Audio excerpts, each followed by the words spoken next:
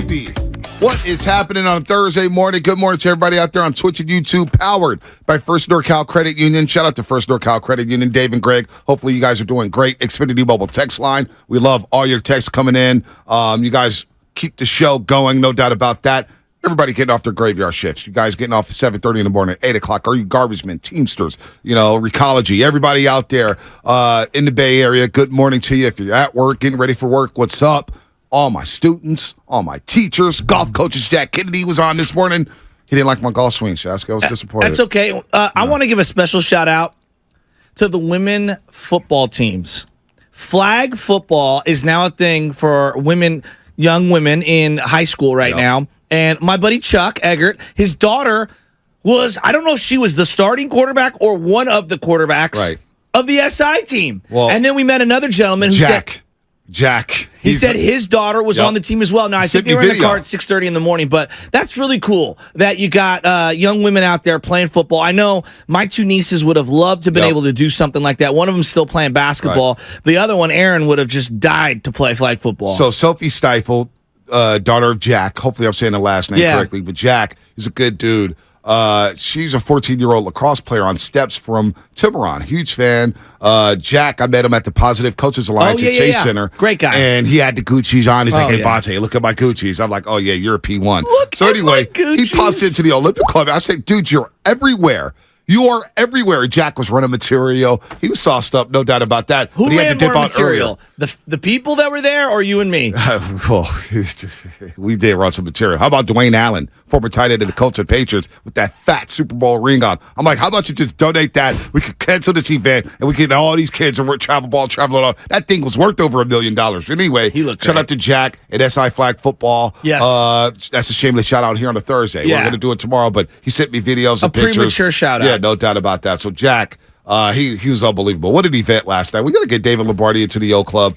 He's in great shape. Looks like David Lombardi could be a swimmer, could be a water polo player. Who the hell knows? Let me ask him. Is he on right now? I want to ask He's him on what right I now. asked. David Lombardi from The Athletic. Yeah, all right. David, have you ever worn a tuxedo? And if so, are you a suspenders guy or a cummerbund guy? The cummerbund is out of style. I feel that's old school, isn't it? I have worn a tuxedo, but I'd be more of a suspenders guy. Yeah, I wore the suspenders last night, and it was a great look. No, he was. Hey, I was proud of Shasky. Now he didn't know how to put the bow tie on, even though it was clip on. He had the suspenders on wrong, so that's why I came in, David, as the big bro to help him out there. And, he looked good. He actually outshined me in his tuxedo. I was a little jealous. Maybe I had to go the suspenders route, but let's talk some Niners and Rams. This is a big week. Hell yeah. LA versus the NorCal.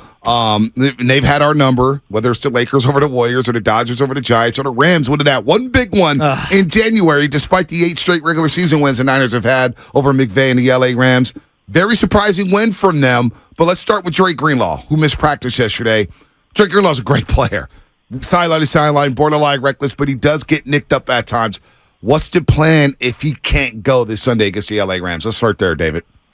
Well, they didn't have him when they beat the Rams down there last year in Week 8. He was hurt. Warren Burks was the second linebacker and played a nice game. So it's going to be big on the linebackers because the Rams have not been able to block the 49ers mano-a-mano up front for forever, right? I mean, 49ers defensive line has had the advantage over the Rams O-line for years now. So the Rams will go to a quick game. It's not going to be like the Seahawks game where Stafford was only pressured 5 times. The Seahawks just don't have a pass rush that's competent, in my opinion. Yeah. So the linebackers are going to have to play downhill. They're going to have to be ready for those short passes, and they're going to have to hit hard, tackle well in front of them. And last year, Warren Burks did a great job in Week 8, but I don't think that Dre Greenlaws is going to miss this game. No, he'll be there? He was running off on the side. Yesterday. He was dancing a little bit. He looked totally fine, and Shanahan said that was wear and tear. They didn't even really classify it as a acute injury. They just said that it seemed to me they're keeping him out of Wednesday's practice to just get a little bit more recovery in. But I do believe that Dre Greenlaw is going to play on Sunday. This is a star-studded team, and you're a very analytical individual because I feel like you love data and algorithms and things like that. So I'm sure you're tracking these in terms of like engagements, interactions, clicks online. Kittle's a superstar. CMC's a superstar. Nick Bosa, Debo. I mean, it's star-studded. Is the most beloved guy by the fans Brock Purdy already on this team? Already? Well, the quarterbacks always move the needle more than anyone else in the NFL. That's something I've learned since day one of covering the NFL. Right. We might love football. We might love talking about the second offensive lineman or something like that, but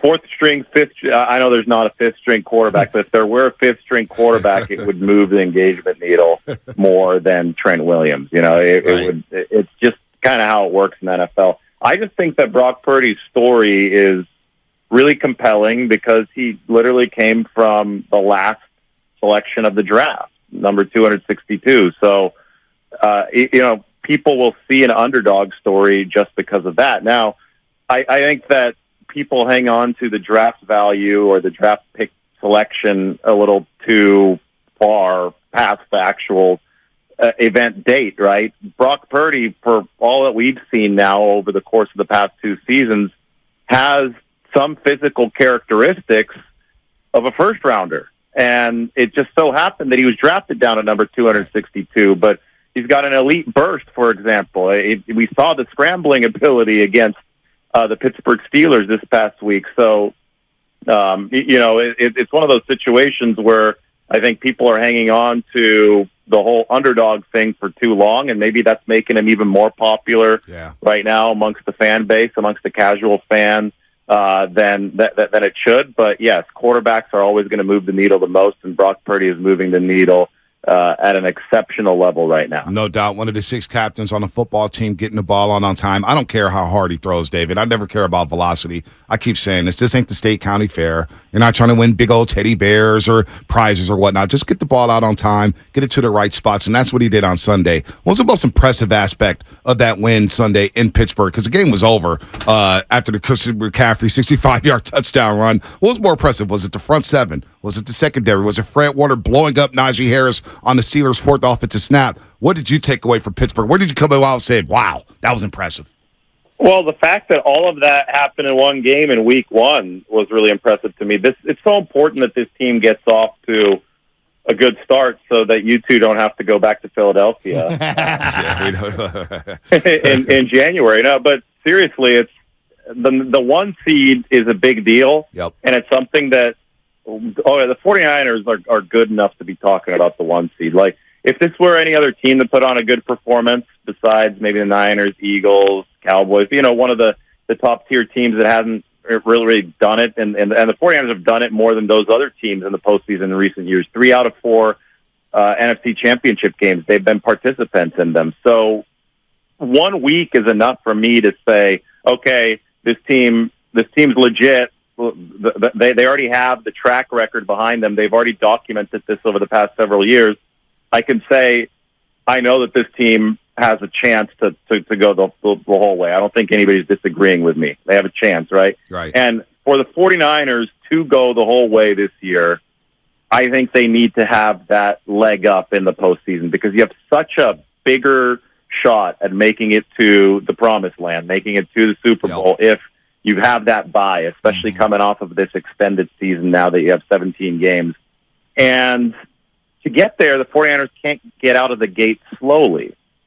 And they have over the past 2 years, and I think that really tripped them up in 2021 and 2022 when they started 2-4 and 3-4. So for that to happen, I think you need to be firing on all cylinders earlier on. You can't be talking about, the 49ers are finally rounding into form with their run game. They're finally playing complementary football. It's week 8. Well, yeah, great. It's week 8, but you're already 3-4, and now you have to dig yourself out of a hole. It's going to be really hard to get the 1 seed. So the fact that all cylinders were firing, complementary football, offense supplementing defense, defense supplementing offense, special teams not screwing it up. The fact that was happening in week 1 is a big deal to me. Kicking game was great, Shasky. I know. David Lombardi with us from The Athletic. David, you covered Stanford football back in the day, and I was actually going through some of our old tweets back and forth, me, you, and Bonte, regarding Christian McCaffrey. And this is going back to 2015, 2016, and into 2017.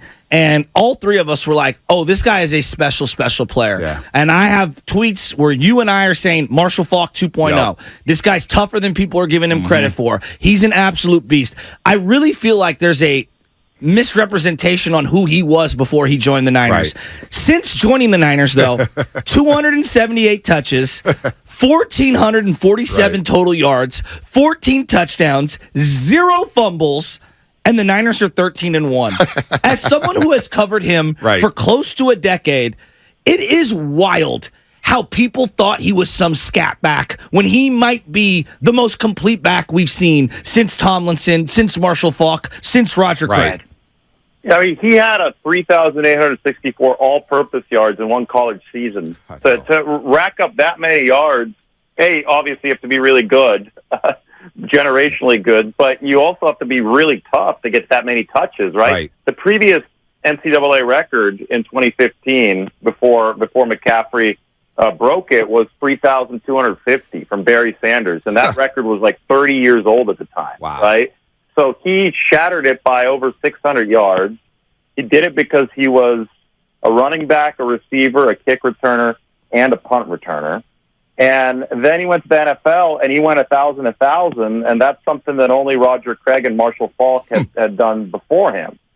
And so now he has a chance to be the first person to ever go 1,000 twice, although it probably will be tough because the 49ers are so loaded with talent. Anyway, I think that the couple seasons in Carolina where those soft tissue injuries got McCaffrey might have, just hurt his reputation because it wasn't a lack of toughness. There were soft tissue injuries. It wasn't like he was getting beaten up on the field and he couldn't continue playing. He just had bad luck. I think one of them was a hamstring that kind of lingered, and it wasn't an issue back at Stanford. It wasn't an issue early in his career at Carolina. It was just an issue right before the 49ers traded for him. So I think that, it's just one of those things where people see it and are like, oh boy, they're using Christian McCaffrey too much. The same thing that happened in Carolina is going to happen, but that's not really what happened in Carolina. He just ran into the, called a fluke because injuries happen in football, but he ran into the toughest injury stretch of his career right before the 49ers acquired him. But if you look at the larger picture of work, this guy has been an absolute workhorse. Yep. He's been able to handle the load time and time again at every single level. Nah, he was a stud. That's where I met you, David, at Stanford during those before McCaffrey. And then when McCaffrey came onto the scene, it was like, oh, this guy's a problem. This guy's a stud. He's everything I thought Reggie Bush would be in the NFL. And, the 3-down back and the tough yards. Even when he gets those 10 to 12-yard gains, it just gashes the defense. It's like little paper cuts, David. And he's just going through the hole, and he never gets squared up. I think that's a mark of a great running back. You see Najee Harris get blown up by Fred Warner.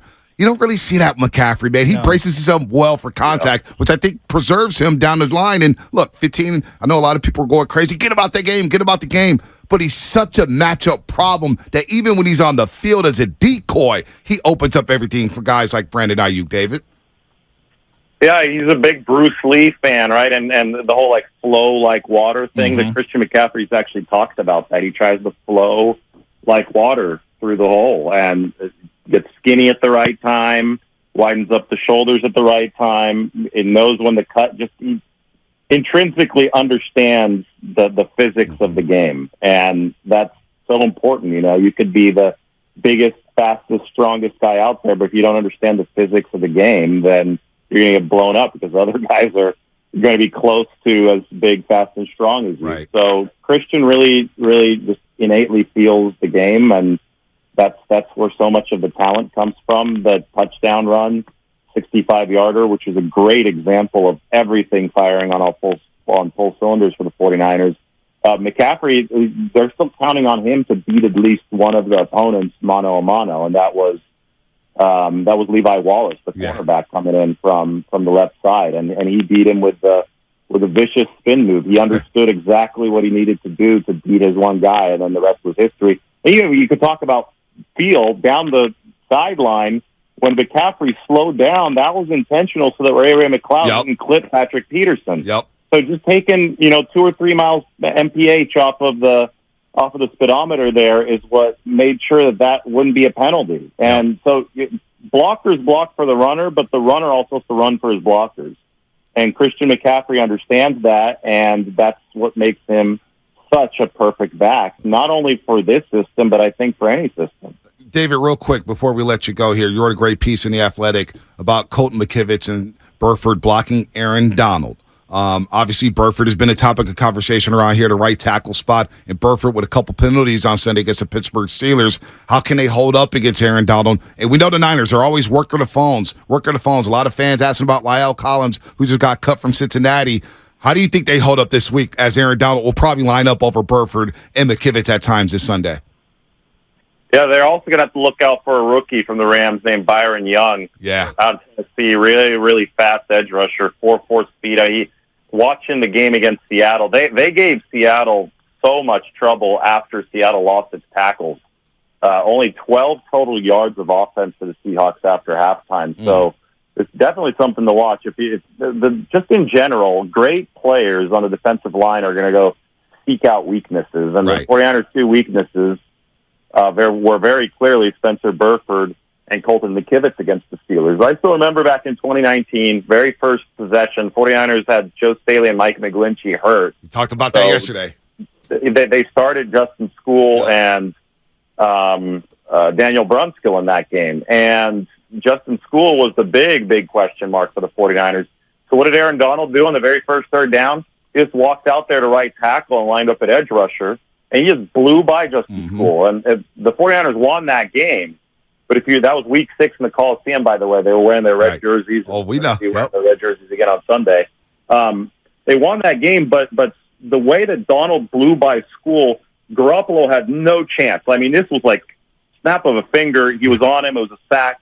The 49ers had to go to max protect the rest of the game. So it was one of those games where there was, George Kittle was standing back. He made a couple catches downfield, but they really had to put shackles around the offense to help out right tackle, and it limited the explosiveness. And the strip sack against the Steelers, that was a play where Colton McKivitz got beat by T.J. Watt. Spencer Burford committed a face mask penalty on the same play. They had something cooking downfield. Brock Purdy was waiting for something to develop downfield that would have been a big play, but it couldn't have been a big play because he got sacked. So it's so important for the explosiveness level of this offense for guys like McKivitz to hold up on these plays. And you don't want to have to dedicate extra help there too much, because then you're really, really just cutting the legs out from underneath the offense. Yeah, no, that's a great point there, and that's something we'll be watching on Sunday when the Niners take on the Rams in those red jerseys. Should be a lot of Niner fans down there in L.A. and a fun game. And you're right, the sense of urgency here for the 49ers, not playing that extra week in the wild card round is going to help them down the road here. So should be a great game on Sunday. David, thanks for the time as always. Keep up the great work. Thank you, David. At The Athletic. Yeah, thank you. Have a good day. You too. David Lombardi here on the Morning Roast. By the way, I got to do this right now because I want Baby Chess to have her father around. Niner Cartel. Listening to you on the radio right now. Give us a